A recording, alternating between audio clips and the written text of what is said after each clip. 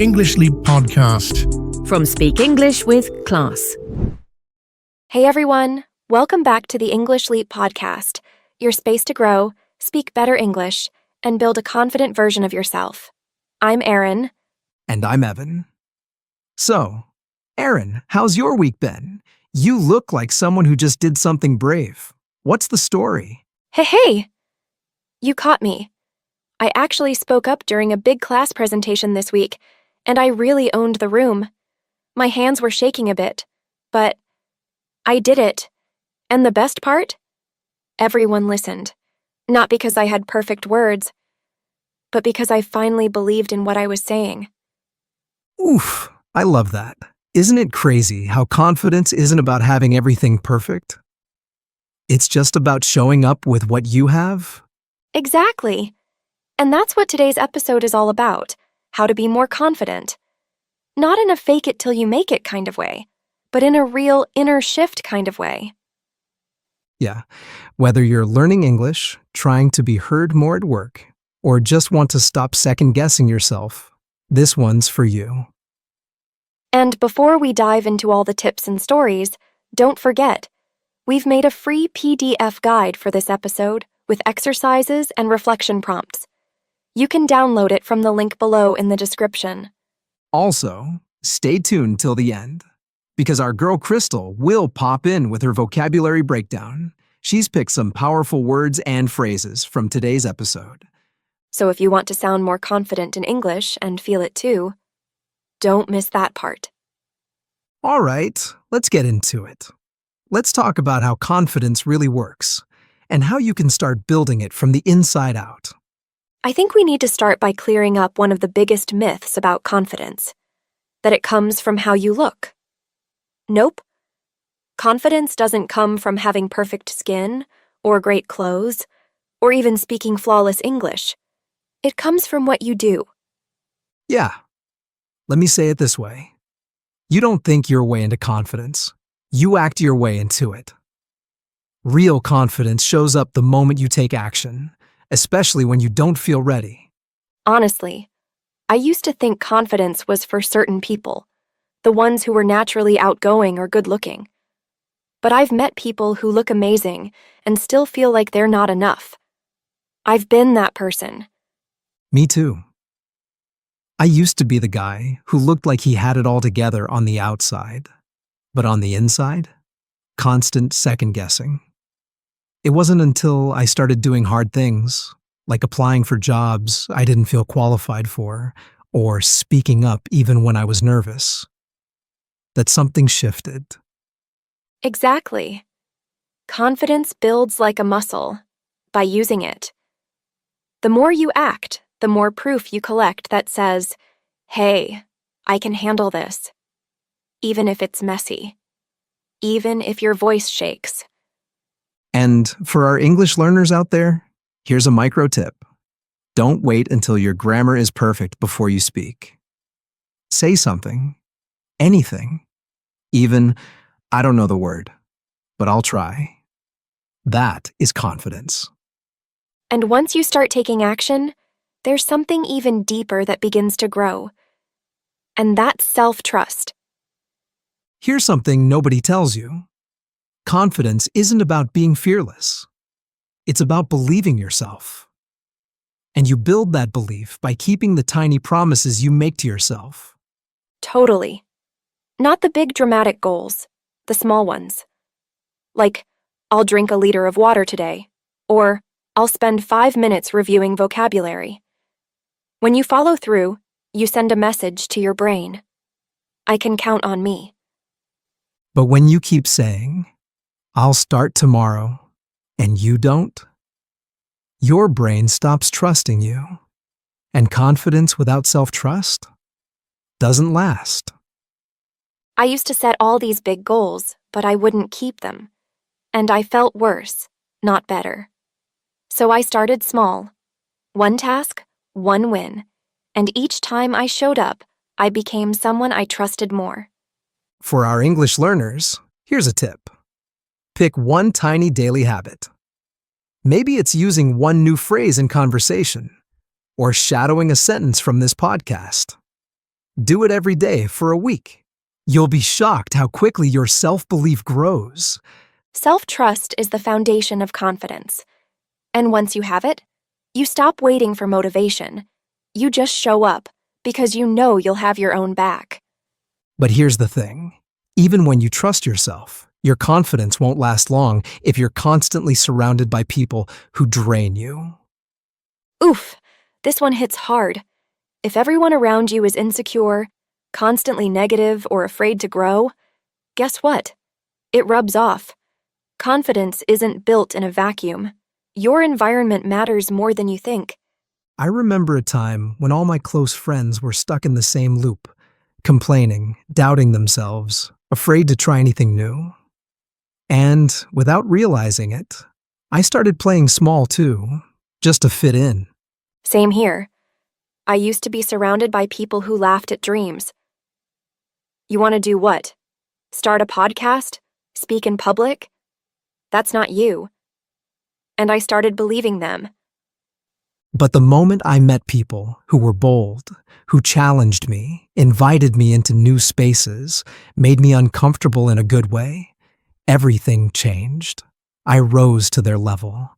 And this isn't about cutting off all your old friends, but it is about choosing to spend more time with people who inspire you. People who have the energy, habits, and confidence you want for yourself. If you're learning English, try joining a group or a class where people are serious about speaking. Being around that energy changes how you see yourself. Suddenly, confidence doesn't feel far away. It feels normal. Because when you're constantly around people who show up, grow, and cheer you on, it gets a lot easier to do the same. Exactly. But even with the right people in your life, there's still one voice that can completely mess with your confidence. And that's your own. Oh, this one's deep. Because if you don't know yourself, like really know who you are, you'll believe whatever anyone says about you. Facts. I used to let people define me all the time. You're too quiet. You're not confident. And I'd just accept it because I hadn't taken the time to ask, who am I really? Same here. But when I started spending time alone, journaling, reflecting, even just sitting with my thoughts, I realized, wait, I do have something to say. I do have opinions. I just never gave myself space to hear them. And here's the crazy part. The more you understand why you react the way you do, why certain things trigger you, or scare you, or light you up, the more confident you become. Because you're not guessing anymore. You know. For English learners, try journaling in English, even just a few lines a day. What did I feel today? What made me proud? It's double practice for your language and your identity. Because once you start understanding yourself, you stop needing permission to be who you are. Now, let's flip the script. Because some people think confidence means being the loudest in the room. But real talk? Yeah, confidence doesn't yell. It doesn't show off. It just is. It walks into a room and doesn't need to prove anything. Ugh, I love that. Because we all know someone who brags nonstop, right? But that energy feels more like insecurity in disguise. Totally. I've learned that the most confident people I've met were calm, grounded, and present. They made eye contact. They listened. They didn't rush to fill the silence. And body language matters too. Sit tall, uncross your arms, let people see your hands when you talk. These small cues radiate quiet confidence, and people feel it. If you're learning English, pause more, speak slower. Don't try to impress with big words. Just own your pace. That stillness, that's power. Because real confidence doesn't scream. It doesn't need to. It just glows. But here's something we can't skip. Because confidence doesn't grow in hiding. You have to practice being seen. Oh man, this one used to terrify me. I used to avoid eye contact, sit in the back of the room, stay quiet, just so I wouldn't be noticed. Been there. But the truth is, the longer you avoid being seen, the harder it gets to show up. Exactly. You don't have to give a TED Talk, but raise your hand, speak up in your next class, say something in a meeting. That one moment where you choose visibility over safety, that's the stretch where confidence lives. And let's keep it real. People might judge, you might mess up, but the goal isn't to be perfect. The goal is to show up anyway. To all our English learners, speak in front of a mirror. Record yourself. Comment on videos. Send voice notes. Just put yourself out there in tiny ways. Because every time you let yourself be seen, you teach your brain, it's safe. I'm okay. I can do this. And that brings us to the final, and maybe the most powerful piece of the puzzle. Yes. Because if you're waiting for other people to validate you, you'll always feel like something's missing. Yep. I used to crave praise from others. Did I do okay? Was that good enough? And it left me feeling empty, like I couldn't breathe until someone approved of me. But when you start cheering for yourself, saying, I did great after a presentation, or, wow, I handled that conversation well, something shifts. Now, every morning I look in the mirror and say, "Girl, you're doing amazing."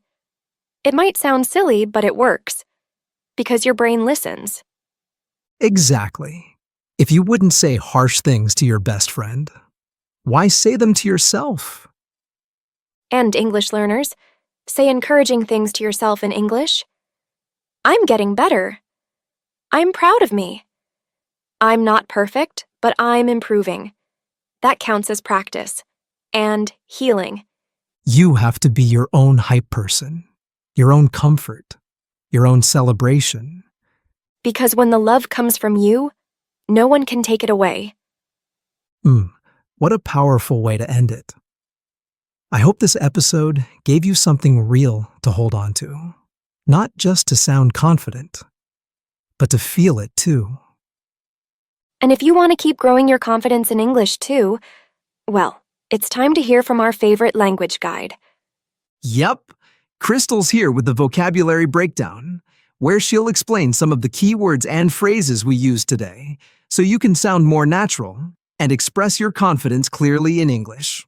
All right, Crystal, take it away. Thanks, Erin. Thanks, Evan. And hello again, lovely listeners. Let's take a gentle pause to explore some words that help us express confidence, not just in English, but in life. Let's start with a feeling many of us know. Insecure.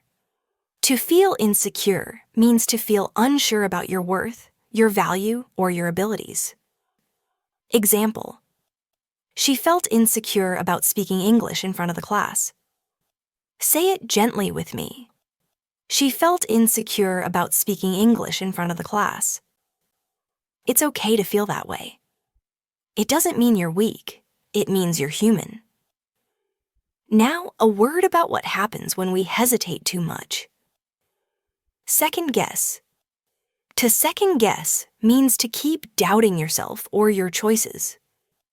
Example: I second guessed my answer, even though it was correct. Let's say it together now. I second guessed my answer, even though it was correct. The mind overthinks, but the heart knows. Next, something we often pick up from the people around us. Rub off. When something rubs off, it means we absorb it from others, their habits, moods, or energy. Example: his calm attitude rubbed off on everyone in the room. Repeat after me. His calm attitude rubbed off on everyone in the room. Choose people whose peace becomes your peace. Now let's look at something deeper. Something that suddenly brings up strong emotions. Trigger. A trigger is something that causes a strong emotional reaction, often linked to past pain. Example. Loud arguments always triggered her, even if she wasn't involved. Say it gently. Loud arguments always triggered her, even if she wasn't involved. Awareness is power. When you name it, you can heal it. Now, a word that speaks to self-discovery. Identity. Identity is your sense of who you are, your story, your values, your truth. Example. Traveling helped her reconnect with her identity. Let's say it slowly. Traveling helped her reconnect with her identity. You are not lost. You're learning who you've always been. Now let's shift to presence, not volume. Yell. To yell means to shout loudly, usually from anger or urgency. Example. He didn't need to yell. His silence said everything. Say it softly with me. He didn't need to yell. His silence said everything. Confidence doesn't need a shout. It just needs to be. This next word is about what's often hidden. Disguise. A disguise is something used to hide the truth or pretend to be something else. Example. Her smile was a disguise for how hurt she really felt. Now you. Her smile was a disguise for how hurt she really felt. Sometimes what looks fine is just someone trying to hold it together. Now a feeling that stops many dreams before they start. Terrify. To terrify means to cause deep fear, the kind that makes you freeze. Example. The idea of public speaking used to terrify him. Let's whisper it together. The idea of public speaking used to terrify him. But here you are, learning, facing it, and that's courage. Now, something we all secretly crave. Validate. To validate means to make someone feel seen, accepted, or understood. Example. Her teacher validated her effort, even though the answer was wrong. Say it gently with me. Her teacher validated her effort, even though the answer was wrong. You deserve to feel valid, even before anyone says so. Let's move to motion, the power of simply being there. Show up. To show up means to take action, to be present, even when it's hard. Example. He didn't have all the answers, but he showed up every day. Say it again. He didn't have all the answers, but he showed up every day. Showing up, especially when no one's watching, that's where real confidence begins. Now, something bold and empowering. Own something. To own something means to take responsibility and hold it proudly, whether it's a choice, a moment, or a space. Example. She owned her decision to change careers. Let's say it together. She owned her decision to change careers. Confidence isn't borrowed, it's claimed. These words are more than definitions. They're mirrors. They're anchors. They're yours. Speak them. Carry them. And when you forget, come back. I'll be here. Thank you, Crystal. That was beautiful. As always, I swear I could just replay that section whenever I need a little confidence boost. Same here. And to everyone listening, we hope today's episode reminded you that confidence isn't something you wait for. It's something you build. One step, one word, one moment at a time. Whether you're showing up for yourself, setting boundaries, or just speaking your truth, it counts. And hey, if this episode helped you, share it with someone who needs a reminder that they've got this too.